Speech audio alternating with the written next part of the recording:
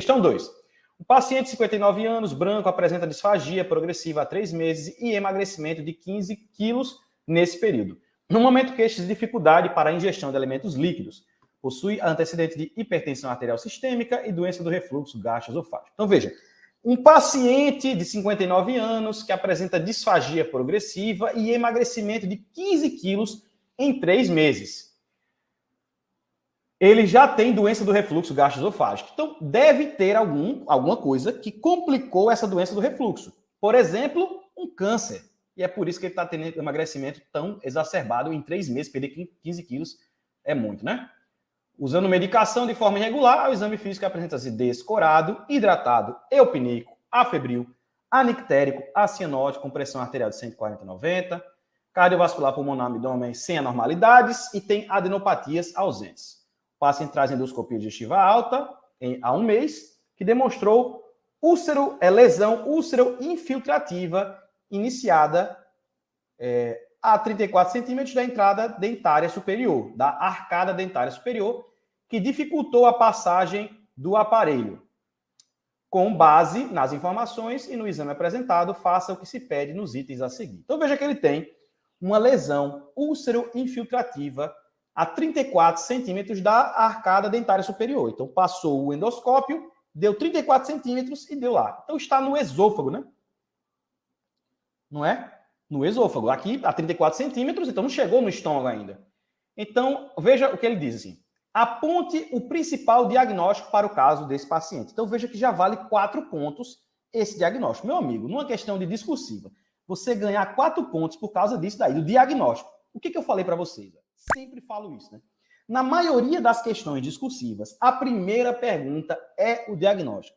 Segunda pergunta é exames complementares que você vai utilizar, ou então critérios clínicos. Terceira pergunta é sobre o tratamento. Então, não tem dificuldade para responder as questões discursivas. Na maioria das vezes é isso. Agora, essa é a regra.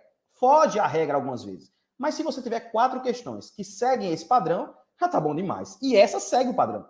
Primeira pergunta, já 4 pontos, já de cara. O diagnóstico. O que é isso? É um câncer de esôfago. Acabou-se. Fácil.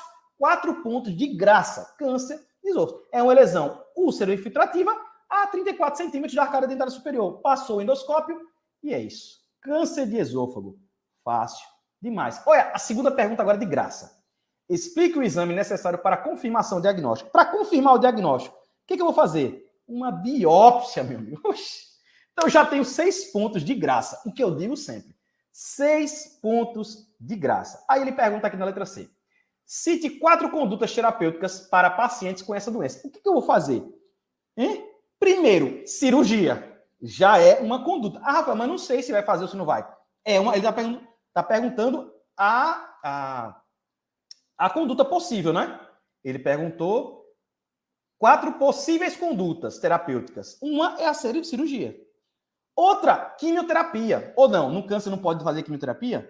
Pode ser a quimioterapia sozinha, que já é uma, ou a quimioterapia associada à cirurgia. Oxe, já temos 3. O que mais?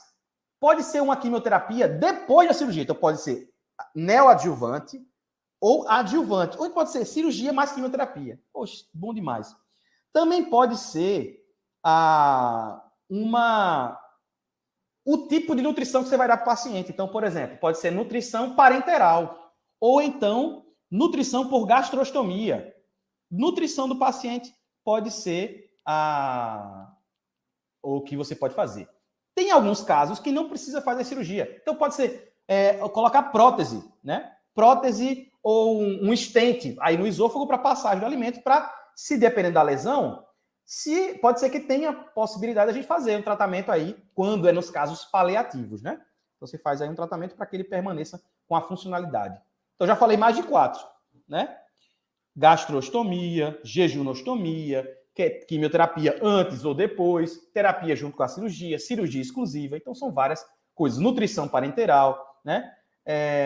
E também existem, olha, para todo tipo de câncer, existem 5 terapêuticas possíveis, tá certo? Ó, cirurgia, químio, rádio, terapia biológica e terapia hormonal, né?